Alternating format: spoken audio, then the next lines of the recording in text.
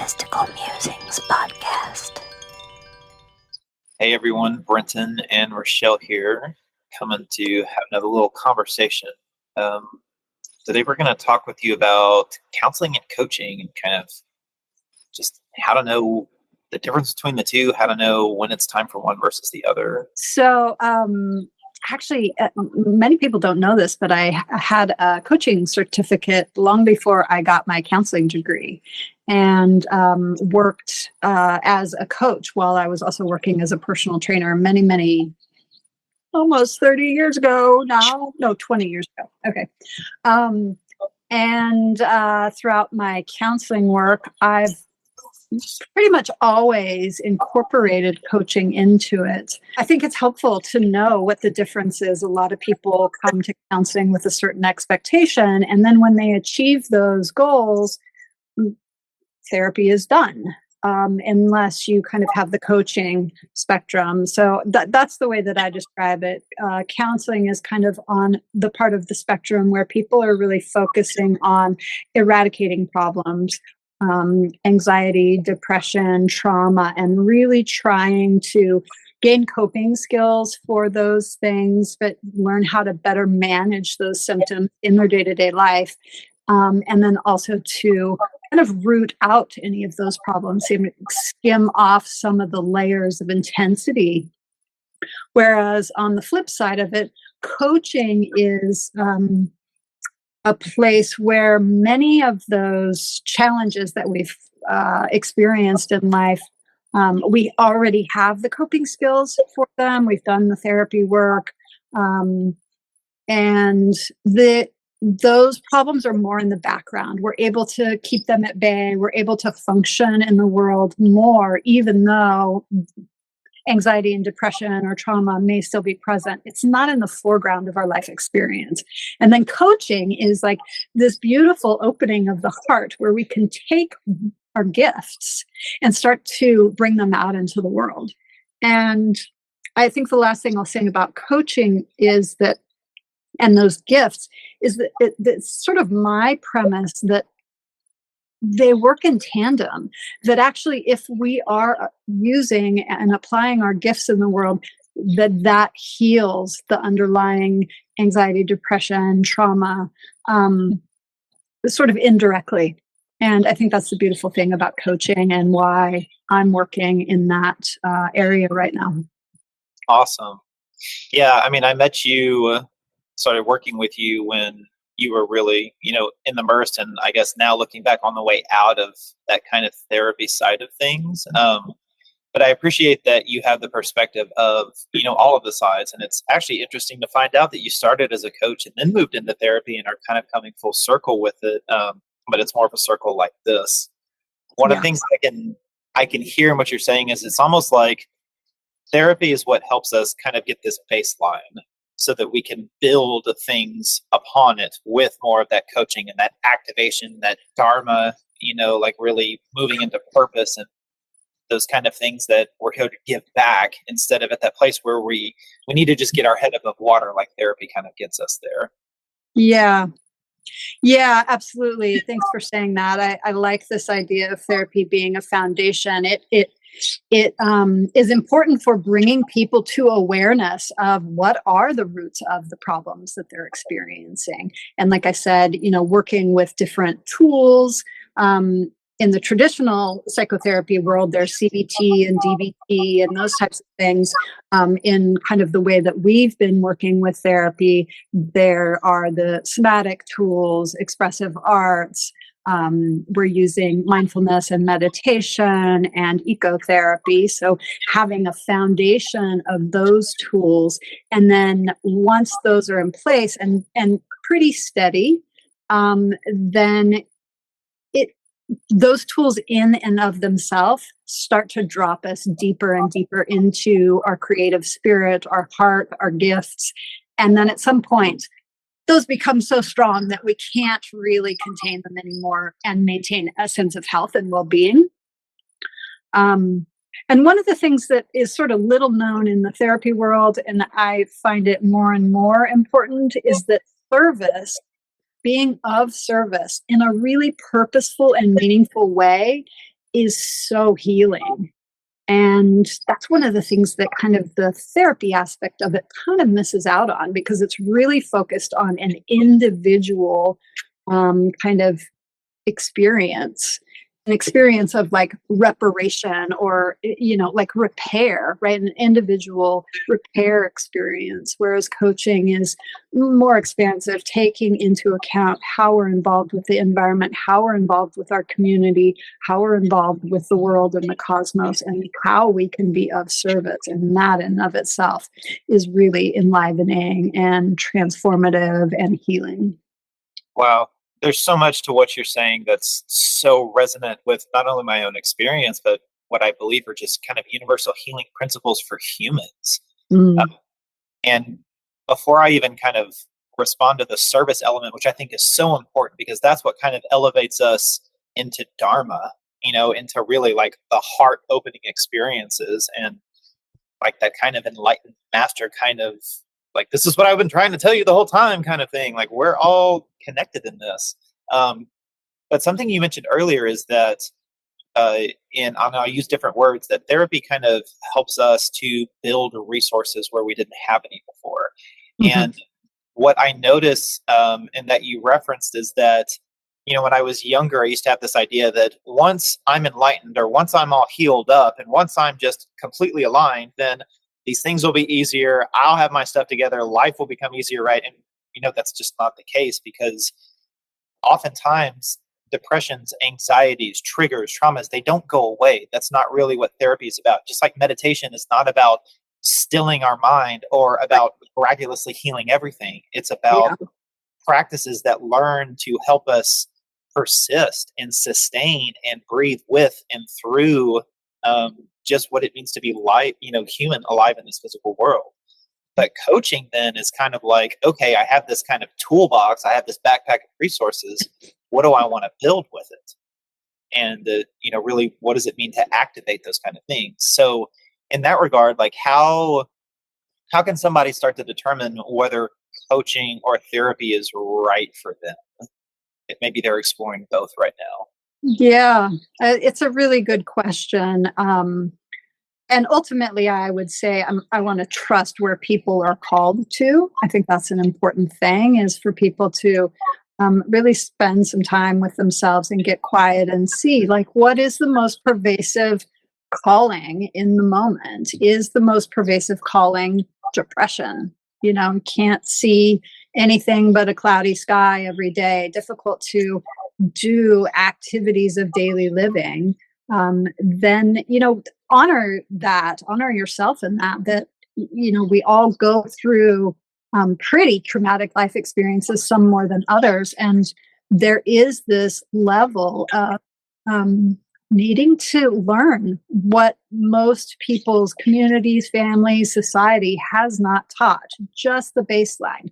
I often say, like, isn't it amazing that in school we're not taught emotional intelligence? We're not taught coping skills for managing stress.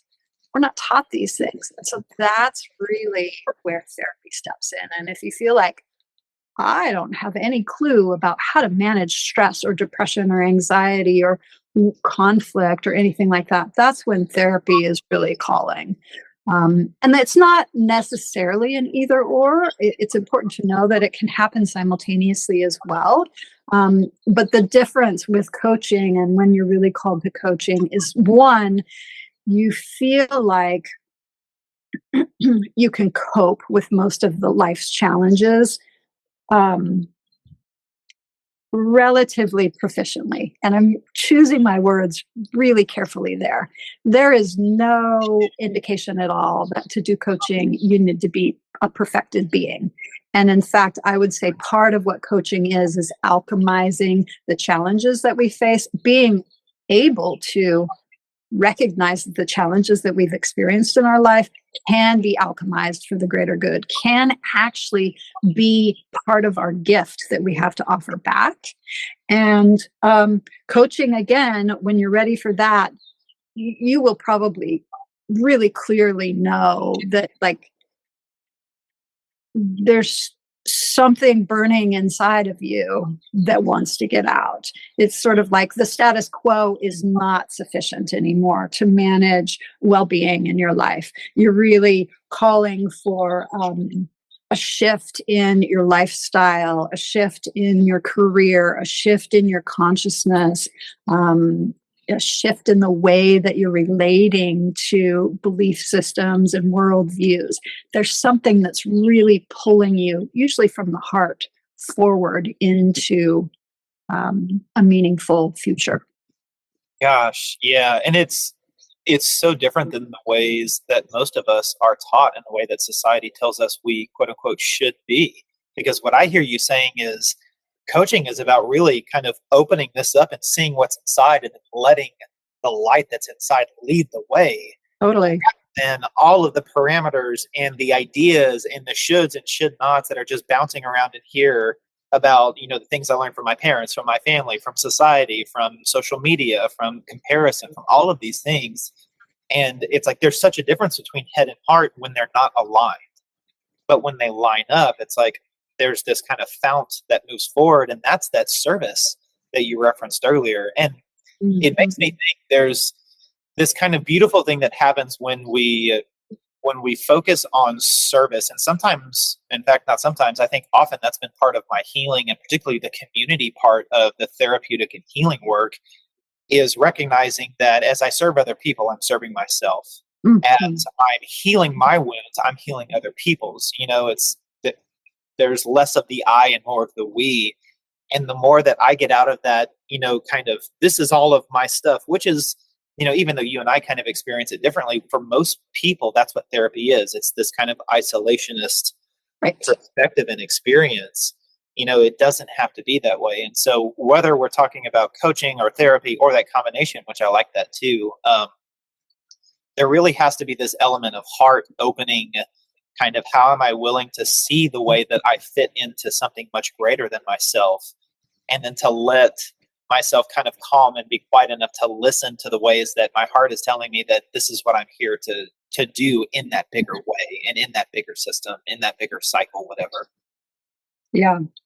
Yeah, that's really well said. Thank you for that. A couple of things about what you said really stand out for me. One is kind of this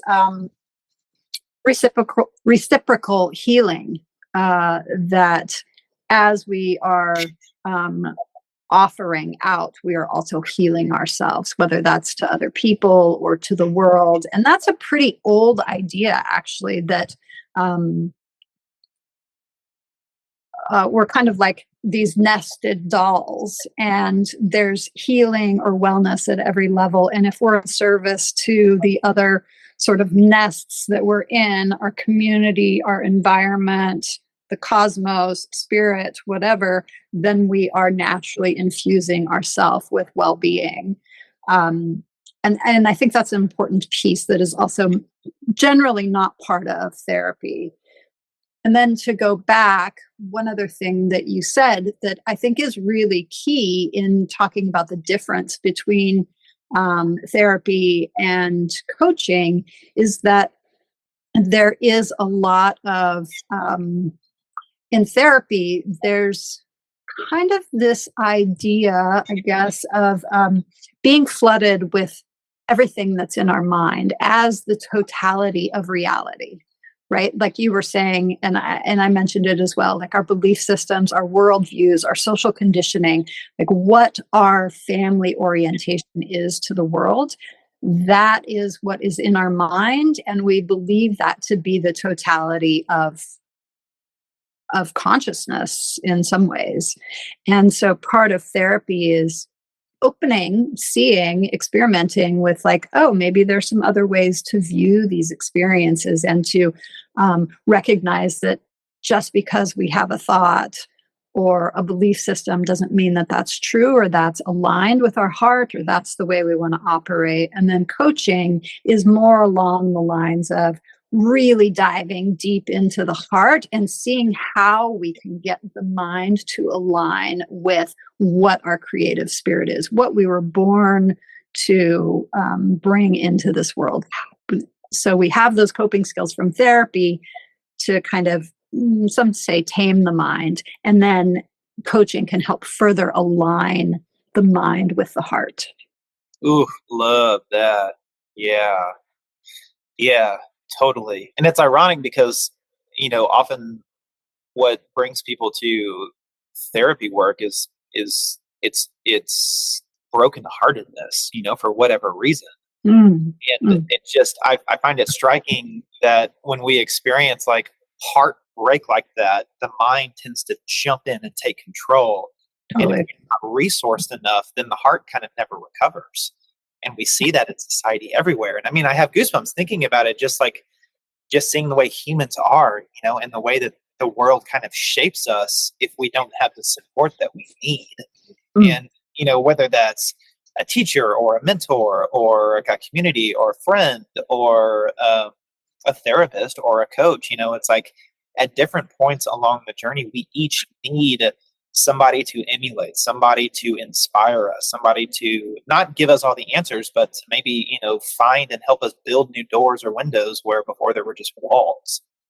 And I think that's going to change at times. And so maybe what are some of the signs that somebody may be ready for coaching instead of this therapy work? And I know you kind of referenced those, but when it comes to, those experiences where we know we need something different, I know I need to change, I'm looking for my next kind of guide or mentor. How do I know whether that's a therapy or a therapist or a coach?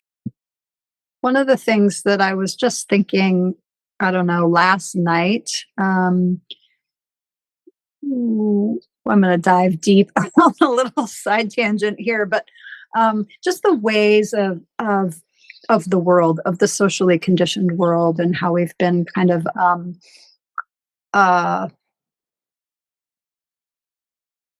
we've been taught certain ways that most people haven't learned how to align with nature, how to align with their spirit, how to align with meaningful and purposeful livelihood, those types of things. And there's this idea in environmentalism of sort of extraction culture. We go into nature and we take out what we want. And the thought that I had last night is we've actually, most of us in the Western world, have been extracted from our own spirits. We are so separated, and it's so painful. And like you said, brokenheartedness is, and grief, I think, is really there. And to kind of circle back to answer your question about the difference between when you're choosing a therapist and when you're choosing a coach, first of all, you want to make sure that it feels resonant with you, the person, their practice, the way they're viewing the world is aligned with your heart. And maybe that they have practices that are, I don't really know how to describe it other than like, sometimes I will say like, maybe a mentor or a coach is one step ahead of you on the path. That I kind of like to describe it like that rather than this idea of some enlightened master. It's like somebody that has actually probably been on a similar journey, but is maybe one or a couple steps ahead and can kind of say, oh, turn at the, rock rather than walk off the cliff or something like that. What have you found most fulfilling in your transition from working with people in therapy to working with people now in coaching? And particularly, I guess, going from coaching to therapy to coaching again, maybe talking about some of the arc of what you've seen. Yeah, it's interesting. When I started coaching, I had a pretty limited view of what coaching could be. I was really working with people on their health and physical health and wellness. Helping them accomplish whatever they were working on in personal training or nutrition or, some level of like stress reduction, that kind of thing. And with my background in mindfulness and beyond that, as a part of my therapy program, that really started to grow. And over the years, I've been incorporating coaching and therapy together in the work that I do with clients to give a larger breadth of work that we can do rather than just having clients move on after they complete therapy. And that's really been wonderful. I enjoy working with people that feel resourced enough to be able to give back, in a meaningful way. And I think at this point in my career, it's almost like, as I was describing earlier, kind of what coaching is about. I have this overwhelming calling to really work with people now that have a vision, they have a purpose, or they have a calling, and to really bring that into the world. The world is crazy right now, and we need people who are visionaries and who are, artists and who have this kind of burning spirit inside of them, and they want some support around bringing that into the world.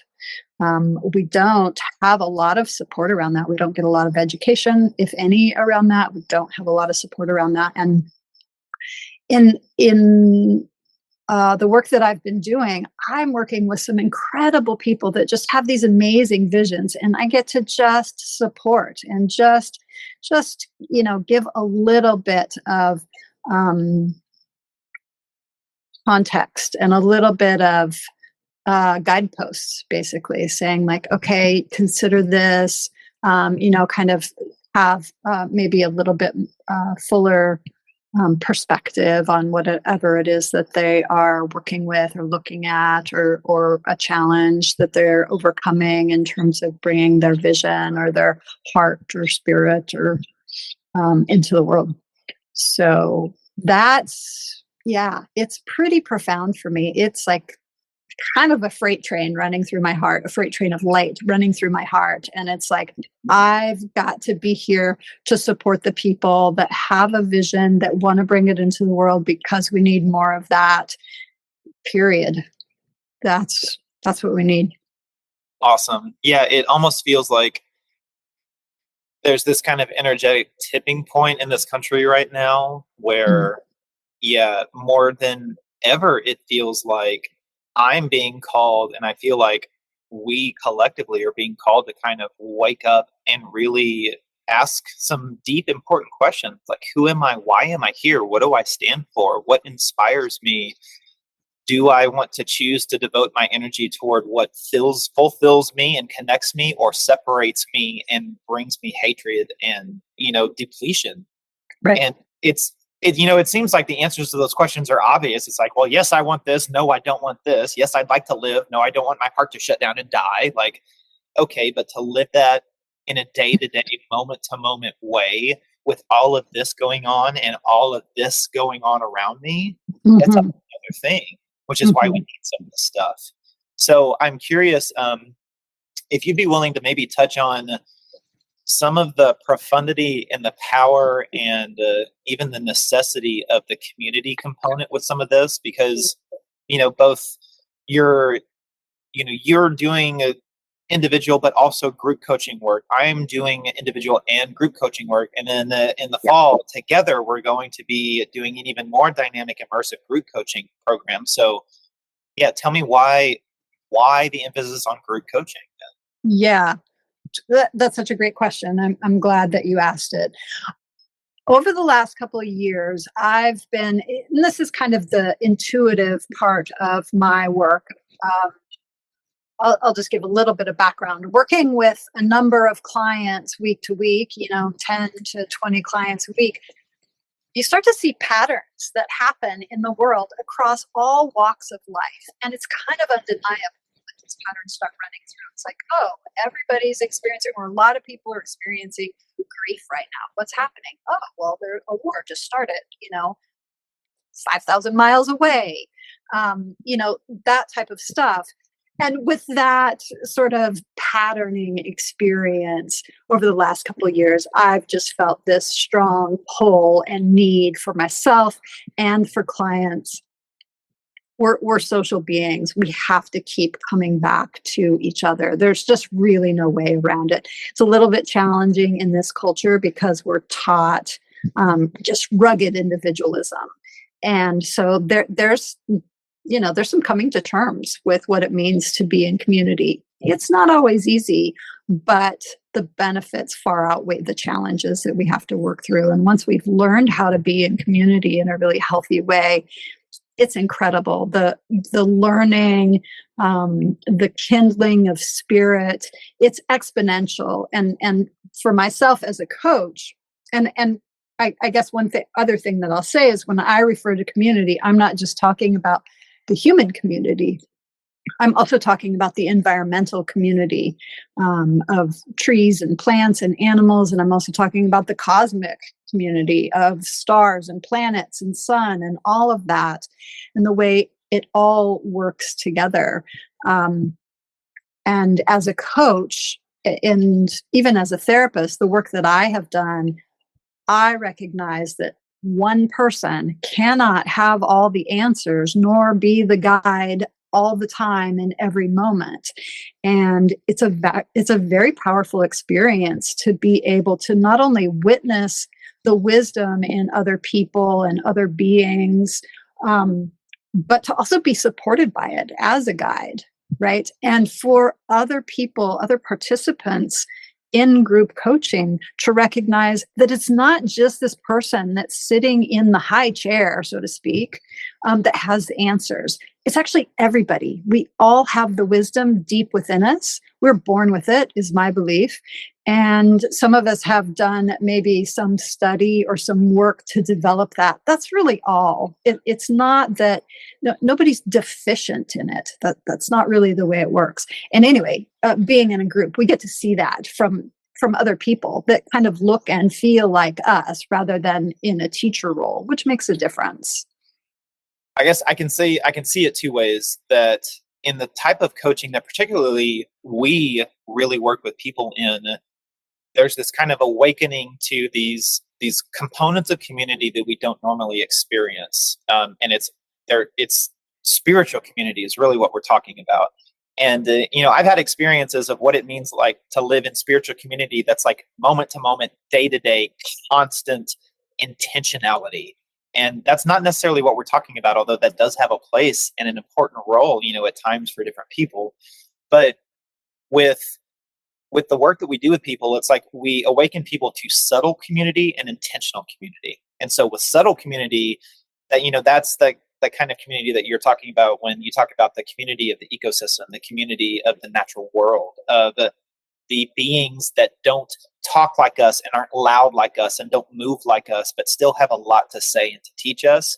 And so learning to listen to those subtle kind of energy communications that are happening all around us constantly helps us to learn to listen to that same type of thing happening inside that's equally subtle.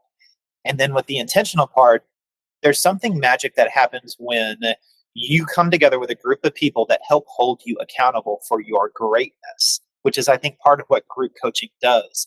It's more than just family. It's more than friends that support you to the point of a fault, that love you to the point of enabling, right? Intentional community says, you said that you are this person and you want to be this person and you're still making choices like this. Tell me why. Tell me about this. Because when I experienced this, I had this experience too, and this is what helped me with it. And that happens in a group dynamic. That doesn't happen by myself locked away, or, if I'm in these same relationships that enable the same type of patterns over and over again. It's like, what really happens when we come together in these ways that are purposeful, that are inspiring, that are not always pretty, they're ugly, they're sloppy, they're messy, they're drooly and snotty and teary sometimes, but they're real. And it's that kind of authentic realness that I feel like we're missing today. And that's what I'm working on it myself. Like, how do I become the unabashed, completely authentic communicator that just reveals my full-blown self in every moment? And to be in a group doing that is kind of an intimidating thing. So I'm grateful that, we've done the work that we have individually and together to create the space to bring people together in those ways, because I think that's the in some ways the most challenging part and the core part of what it means to guide and be a coach like this is, can I create space and then hold it for people to be themselves and to, to let healing happen and to not run away from it. Yeah. Yeah, that's really beautiful. A couple of points from that I would say is that this accountability piece, I really love this accountability of your highest self. That's beautiful. And when a group of people come together with that intentionality and don't know the other conditioned parts of you, there's more likelihood that they can hold you to that. And the other thing is sometimes being called in to your spirit from a community member feels different than being called in from a leader who often replicates the role of parent in groups. And so that's another kind of hidden value of the group, is that sometimes the other participants can see that and speak it in a way that is more accessible.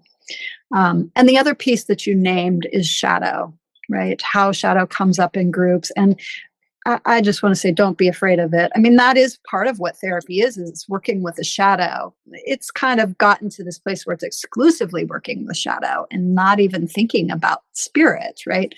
And with group coaching, we want to look at both. And because a lot of people have relatively unhealthy relationships with family, or we just haven't been taught how to live in harmony, how to communicate really well, how to work with lots of different people, that shadow aspect of community is going to come up.